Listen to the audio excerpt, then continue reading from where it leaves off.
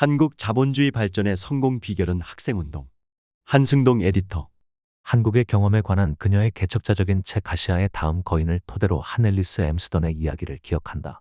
그녀는 그 경험의 핵심적인 특징은 국가가 자본주의자들을 훈련시켰다는 것이라고 말했다.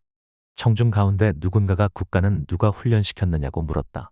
이에 대한 그녀의 대답이 내 마음에 단단히 박혔다. 학생들이다, 학생들. 정말? 그 대답은 내가 필리핀에서 귀국하는 길에 한국에 들르기 전까지는 전혀 이해하지 못했다.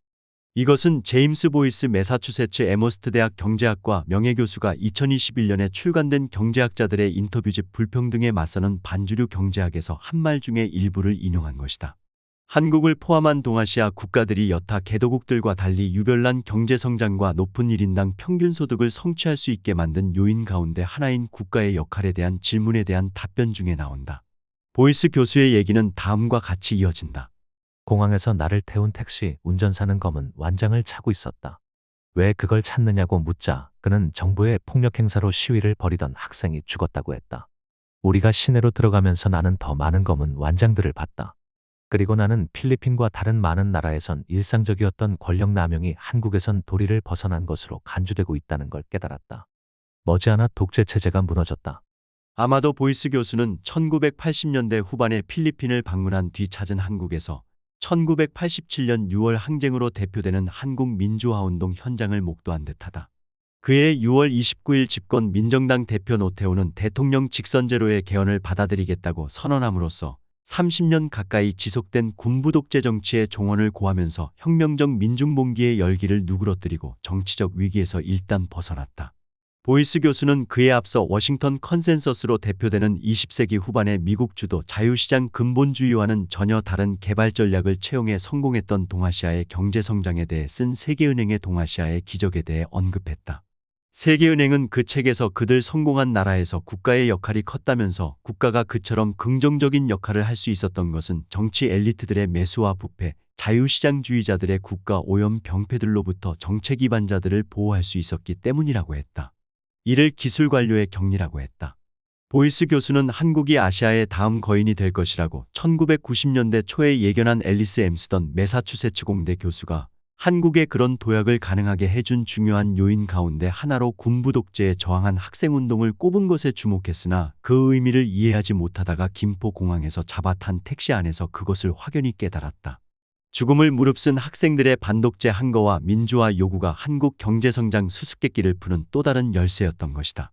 앨리스 엠스던이 그 책에서 쓴 한국적 경제개발 성공의 핵심적인 특징은 국가가 자본주의자들을 훈련시켰다는 것이었고 그런 국가를 훈련시킨 것은 학생들의 비판과 저항이었다. 다른 대다수 개도국들의 성장을 무산시켰던 정치 경제적 지배자들의 일상적인 권력 남용을 학생들의 비판 및 저항 운동이 결과적으로 막아낸 결과 한국은 성공할 수 있었다는 얘기다. 국가 비상대비태세 확립을 위해 실시한다는 을지연습 첫날인 지난 19일 서울 용산 대통령실 청사에서 열린 국무회의에서 윤석열 대통령이 사회 내부에 암약하는 반국가 세력에 대한 국민적 항전 의지를 강조했다는 보도를 보면서 제임스 보이스 교수의 이야기를 떠올렸다. 대통령은 북한의 개전 초기부터 이들을 동원하여 폭력과 여론몰이 그리고 선동으로 국민적 혼란을 가중하고 국론 분열을 꾀할 것이라며 혼란과 분열을 차단하고 전 국민의 항전 의지를 높일 수 있는 방안을 적극 강구해야 한다고 주장했다. 지난 15일 광복절 경축사에서도 반자유 반통일 검은 선동 세력에 맞서 싸우자고 했고 지난해 광복절 경축사에서도 공산 전체주의를 맹종하며 조작 선동으로 여론을 왜곡하고 사회를 교란하는 반국가 세력에 대해 언급했다. 그리고 그해 8월 21일 을지 국무회의에서는 가짜뉴스와 위장공세, 선동을 철저히 분쇄하고 국론을 결집하는 것이 무엇보다 중요하다고 주장했다. 그가 말한 반국가 세력이나 반자유 반통일 검은 선동 세력은 도대체 누구를 가리키는 것인가? 가짜 뉴스와 위장공세, 선동을 일삼는 세력은 또 누구인가? 대통령이 이를 국무회의 석상에서 거론할 정도의 위험 세력이라면 그렇게 말로만 할 것이 아니라 조사를 해서 밝히고 대책을 서둘러야 할 것 아닌가? 대통령은 30여 년 전에 보이스 교수가 김포공항에서 서울 시내로 이동하면서 목격했던 학생들과 그들의 후배들도 반국가 세력 범주에 넣고 있는 것인가? 이런 의심은 그 또는 그의 주변이 자신들의 정치적 반대자들을 모조리 그런 세력으로 몰아넣고 딱지를 붙여 제거 대상으로 삼으려 하고 있는 게 아닌가 하는 의심과 연결돼 있다. 이른바 뉴라이트들을 국책연구소나 기관들에 잔뜩 포진시킨 채 이승만을 건국의 아버지로 내세운 건국절 제정을 추진하면서 우익 김구마저 좌파로 몰고 3.1운동과 임시정부 수립, 무장 항일투쟁 등 일제강점기의 항일운동 역사를 전면 부정하려는 세력이 지금 이 땅을 지배하고 있다. 그들은 한국 근현대사를 두 갈래로 단순화해 양립 불가능한 적대 세력으로 갈라치게 하고는 자신들의 동조하지 않는 쪽의 좌파, 종북 따위에 딱지를 붙여 타도해야 할 반국가 세력이라 선포한다. 한 갈래는 그들이 이른바 산업화 세력으로 부르는 세력이다. 모두 그런 것은 아니지만 대체로 군사 쿠데타로 집권한 군부 독재 세력과 그들이 정통으로 받드는 이승만, 친일 부역 세력과 그 상속자들이다.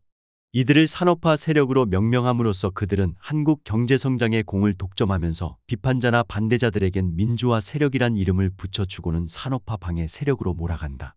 1949년에 결성된 관제 반공조직 국민보도연맹에 연루돼 6.25 전쟁 초기에 수만 명, 많게는 수십만 명의 양민이 군검경에 학살당했다. 그 보도연맹 사건에서 살아남은 유족이나 후손들은 연좌제에 걸려 숨조차 제대로 쉬지 못했다. 거창 양민 학살 사건이 벌어진 경남 거창의 산골 마을에 가보면 지금도 그 고통을 편린이나마 생생하게 느낄 수 있다. 대체로 일제 부역자들이 많았던 가해 세력에게 그런 사실을 알고 있던 사람들은 눈엣 가시였을 것이다. 그들을 보도연맹으로 묶어 혐의 입증이나 정당한 절차도 없이 무더기로 죽였다. 그렇게 저지른 죄악에 대한 변명 또한 그들이 좌익이요 반국가 세력이었기에 정당하다는 것이었다. 거창 학살 현장에 가보면 희생자들 대부분이 그런 것과는 아무 관련도 없는 시골 마을 농부들과 그 가족들이었다는 사실을 확인할 수 있다. 거창만이 아니라 전국 곳곳에서 그런 학살이 자행됐다. 이승만은 그의 치세에 무고한 양민들을 무더기로 죽인 그런 끔찍한 학살이 자행되게 했다는 사실 하나만으로도 절대 국부가 될 수 없다.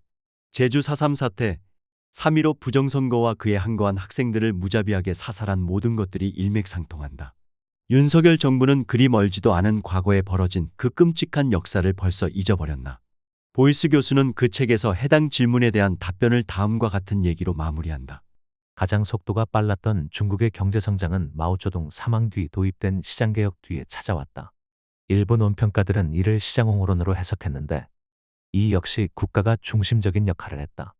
마르크스는 자본주의가 사회주의로 가는 길을 닦아준다고 봤을지 모르지만 중국의 경험은 사회주의가 자본주의로 가는 길을 닦아줄 수 있다는 걸 시사한다.